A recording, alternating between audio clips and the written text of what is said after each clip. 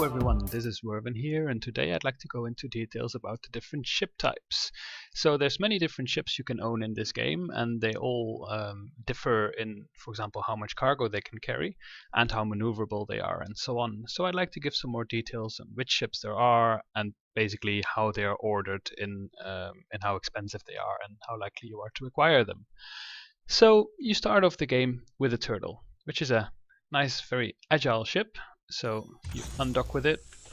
You can see in first person, even with the gravity anchor on, it just turns really fast. Grab anchor It's off. very reactive, very responsive. But it only has 10 tons of Grab cargo, anchor so on. it's not a lot. You will want to upgrade this fairly soon in order to haul more stuff so you can make more money. So there is also another class 1 ship, which is the Hornet, which I think looks just awesome. Here it is, little combat ship. It's got basically the same capabilities as the turtle. It also carries 10 tons, it's about the same price. It's also very maneuverable and overall a really cool looking ship. Then we go on to the class 2 ships, and basically whenever you go up a class you double the amount of cargo size. And the class 2 ship is the Sparrow. Here you go. Unfortunately in the game this ton thing doesn't always update, so when you go to shipyard it will update immediately. So you see the Sparrow has 20 tons. So the Sparrow normally costs about 25,000 credits, so you can buy it fairly soon. If you've mined a couple of uranium you can basically buy this guy. I think he looks pretty cool. He is still very maneuverable. Grab anchor off. So you can see I can just maneuver Grab anchor wherever on. I want without any problems. And it carries 20 tons, which is already a doubling of the turtle, which at the beginning of the game matters a whole lot if you do some mining. Then we go to class number 3. And if you're wondering how you can see the class of the ship, first of all you can see it on YouTube normally. Wikipedia. Prolapser did a fantastic job on the Wikipedia, and he shows here all the spaceships, and you can review all the information I'm going to give you today here. And you can see here there's a class thing there, which shows you which class things are. So back to the game. Yeah, so if we go to class number 3, we have the Unicorn, which is, I think, a really cool design. And there, this is a really cool looking spaceship. And it doubles the cargo size, so when we go to the shipyard you can see it has 40 tons. And this, I flew around in it for a bit, mining some uranium, picking up contracts. It's also extremely fast, very agile. Basically all the starter ships are really agile. It's really easy to aim at asteroids and fly after them and stuff. So that's really nice. So then we go to the Manta. Let's see where it is. There we go. The Manta bomber. It looks pretty cool. You can actually... This ship is equipped with downwards thrusters. So normally you just press space and you fly forwards. But with this one you can press K and you actually fly upwards, which makes it more maneuverable in a sense. I think it even has backward thrusters, but I'm not entirely sure about the controls here. Yeah, can't find it. But yeah, so it has more thrusters than many other ships, which makes it pretty cool. And it has a cargo capacity of 80, so I'm not gonna go into the shipyard now because it takes a bit of time every time. But again, so it has a double of the cargo size. So then in class 5 we go to the Falcon, and once I click on it you will know why it's called the Falcon. There it is. You can probably see where some inspiration came from.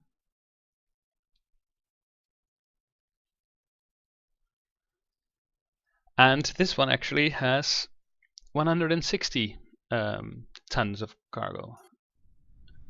Now you see it's 133, but you can, as I show in my video of optimizing cargo space, you can, for example, remove armor, because this one has a class 5 armor. Where are we? There, class 5 armor panels, and it has a hyperdrive installed. And these are both quite heavy, so if you remove the armor panels, class 5, and put in class 1 armor panels, you already free up some extra cargo space and get closer to your 160 cargo.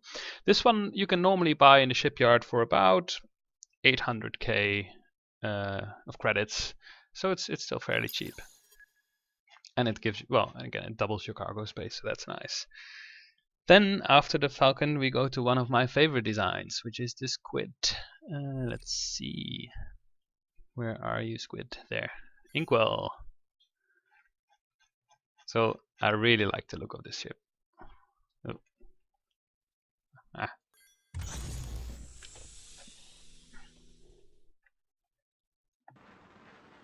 It just looks really sleek. And don't forget, if you don't like the colors, you can always repaint them in your starbase. I might do a small video on that if you're not sure how to do that. And the squid you can normally buy for about 3 million, either in the shipyard or from other players.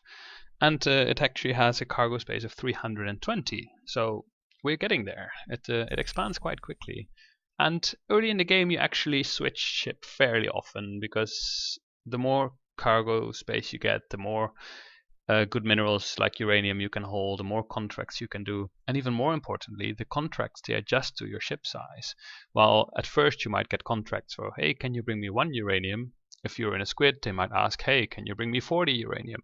And of course that, well, then you get 40 times more profit in one run, which is nice. So let's dock again, and then we stay with the sea animals, we go to the Kraken. Let's see, ship. Oop, keep pressing the wrong button, sorry. Ah, now he has to land again. Hangar. Kraken, Kraken, Kraken. There. Also a very cool ship. Actually looks a bit like a Kraken.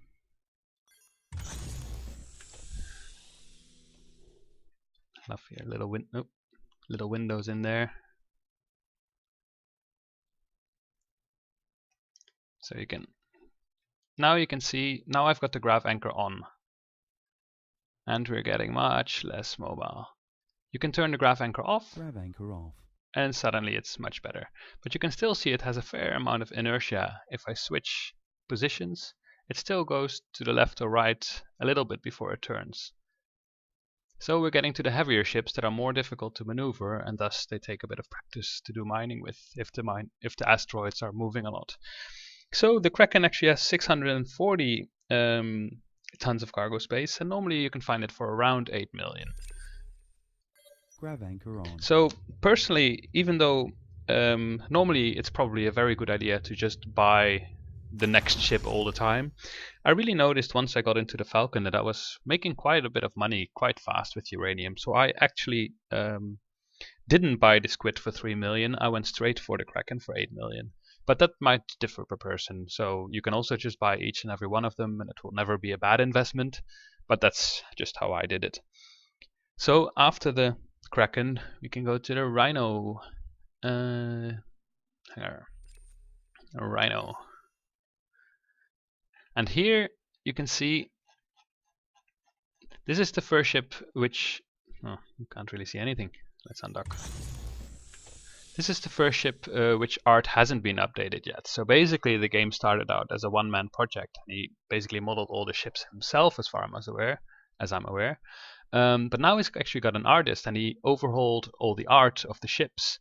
However, the Rhino hasn't been overhauled yet, and you can kind of see it. Like it's a bit more blocky than all the previous ships. It still looks quite cool. But yeah, so probably at some point the art for this one will also be updated, as he has hired a full-time artist now. So the Rhino really bumps it up in cargo space. It's got 1,280 tons of cargo. And normally you can find it for around 25 million, 20 million in either the shipyard or bought from players. Actually, there, now you can see it, 1280 tons. So then we go to the hammerhead. Let's see.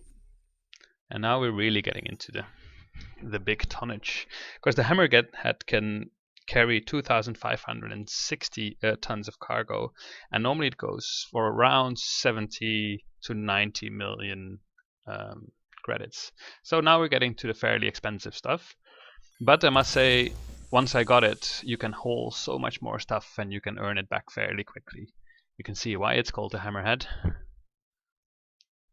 think it's a cool ship. And I'll show you again how maneuverable they are.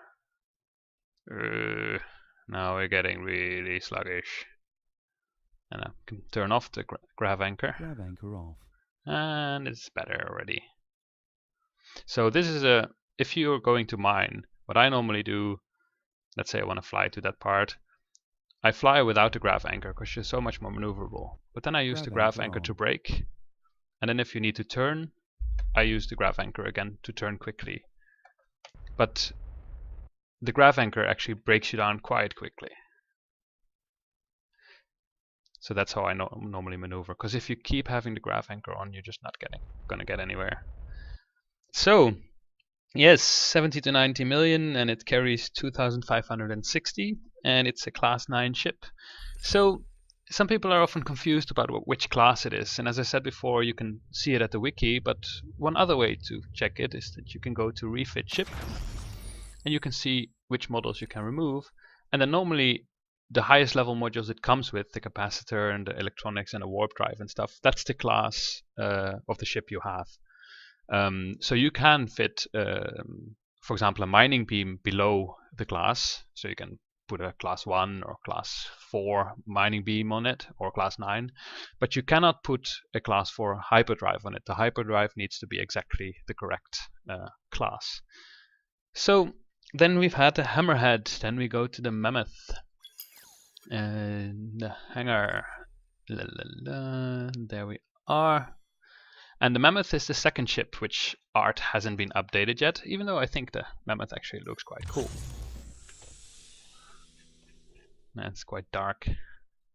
I think it's a really cool ship, and this is actually the ship that I'm flying in now, as I'm saving up for a better one. So the mammoth you can normally get between 160 million and 300 million. It really differs on the shipyard and how expensive people are selling them for. But I guess a good average is like 250, 280 million credits. It can actually carry 5,120 cargo. So it's really, really nice. You can haul a lot of stuff with it. You can fit a nice mining beam on it. You can go mining somewhere and bring a lot of cool stuff back. So that's very nice, and it's a class 10 ship. So this is also the last ship you can actually get in a shipyard. So the mammoth is not for sale in the shipyards very often, but it does happen. However, the next 2 ships, they can only be made by players. So you have to either on the forums or look at the galactic market if there is a ship available, or you can ask in chat as well. So then let's see the next one. Go to hangar, and then we get to the Guardian. There we are. So this is the last ship which art hasn't been updated yet, and again, as you can see, it's just a fairly blocky ship. I'm still impressed that the guy did it all by himself, but I mean, it definitely looks less nice than the ships we have now. So the Guardian actually costs, well, I would say around 700 million, and it can carry 10,240 cargo. So that's a lot. You can empty an entire settlement warehouse in one go and then haul it somewhere else. Here, actually, you can see this one has 11,000 because it has a class 1 armor, so you can optimize your cargo space. But as we Get in it. It is really slow. Turn off the grav anchor. Off. It's better, but it's a really very slow ship. Grav So anchor on. it takes some getting used to if you're mining, because the asteroids can have a certain speed as well, and you need to keep up with them in order to aim your mining beam correctly. But it can carry a lot, so that's very nice. A lot of people are telling me that they are skipping this ship.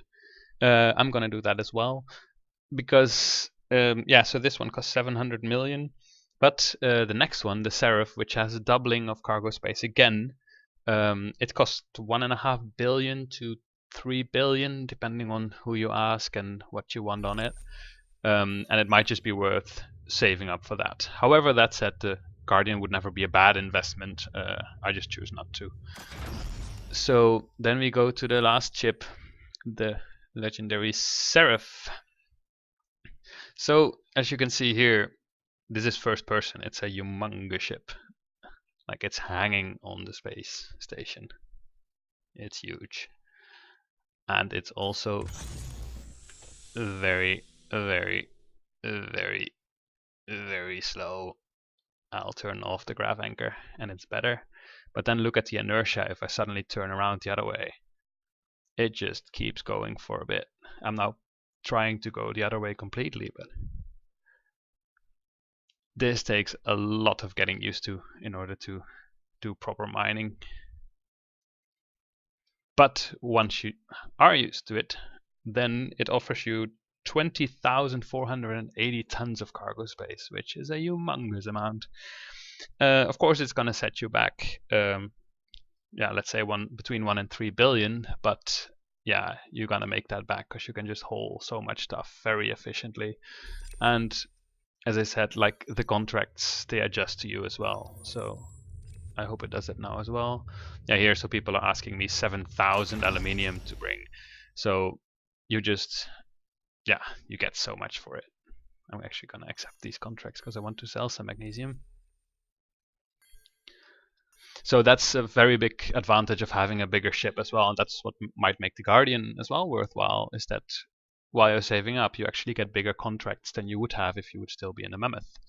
So one thing that's very important when you buy a bigger ship is, let's see, I think this one has a class 10 mining beam. I'll show you what mining with a level 10 mining beam looks like on this ship. So the level 1 mining beam is the one you get on your turtle. And see how big the Serif is? And then see how big the turtle is? Yeah. So a mining beam that fits on this ship, I now put on the Serif. Where are we? There. So if we actually go to a mining system with this mining beam, like Veritas. Oh, it first needs to charge the capacitor. Ha, that might take a while. Well, in the meantime, we can look at the ship, because I think it looks really cool. It's like, it looks like there's an entire city built. Entire city built in this ship. I don't know if they are supposed to be like cargo things, or they'll actually look a bit like buildings where people live. But it's just one humongous ship. And this ship, yeah, it's also completely built by players. You have to order it from someone or hope that somebody puts it on the galactic market, in which case you probably overpay for it. So I would just suggest to go to the forums. There's a trading section and you can ask for people to make you one if you want one. We were going to Veritas.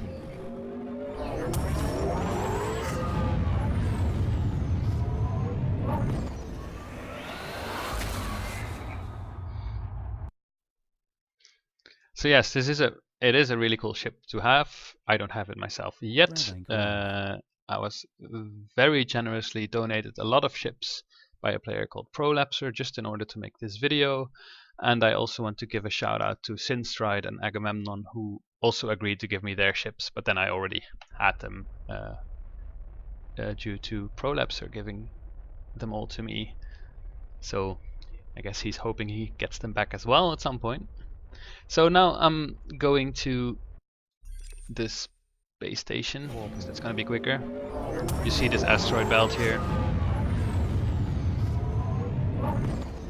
and I just, oops, whoa, someone crashed into Grav me. anchor on. Put grav anchor on so you turn less and turn it off again. So I can go to here, this Siderolite asteroid. And it's just kind of hard to steer this ship because of its inertia. I mean, it just wants to go wherever it was going before, not where you are pointing. So remember, we have a class 1 mining beam on this one. And now I'm gonna aim for this, for this Siderolite here. And you can't even see the beam in a bit. You might see a little white stripe there. Yeah, so that's how big this ship is. It's just so hard to see anything. And let's see if we can get it right, but around here I guess. Ah, it was a bit too early, but at least we got something. So I'll show you the difference. So I got like 12 iron from it. Not really worth the trouble, I'd say. So this is not a huge problem with like putting a level 1 mining beam on a level 5 ship or class 5 ship is okay, but the Serif is just so humongous. And it's actually a class 12 ship, but I'm gonna put a level 10 class 10 mining beam on it, because that's all I have. So click on refit ship, remove module, remove mining beam, place level 10 mining beam, click on the ship. Oh. Did that work? Yes, it's there.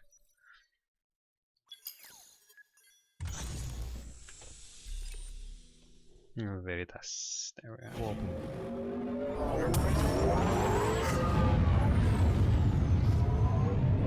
And yes, so there are some people that prefer to mine in a mammoth. It's just way more maneuverable. It can carry less stuff, but it's easier to maneuver, easier to chase the asteroids with. So that's a choice you have to make for yourself.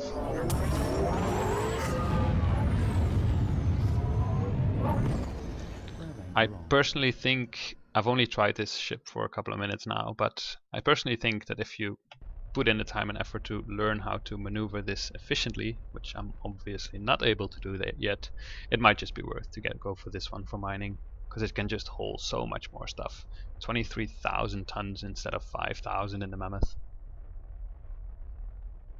So you can hyper jump somewhere and bring back a lot of material. So let's see what the level 10 mining beam looks like. It's bigger already. It's still fairly small, so I'm hoping to get a bigger one at some point. But now at least I can see there, 2200 Kelvin, and I get way more minerals. So it's definitely, once you get bigger ships, it's worth upgrading mining beams, not just for the bigger harvest you get from each asteroid, like you get so much more yield, but also because at some point you just don't see your mining beam anymore. Yeah, so those are all the ships you can get in the game. I hope you found it useful, and see you next time.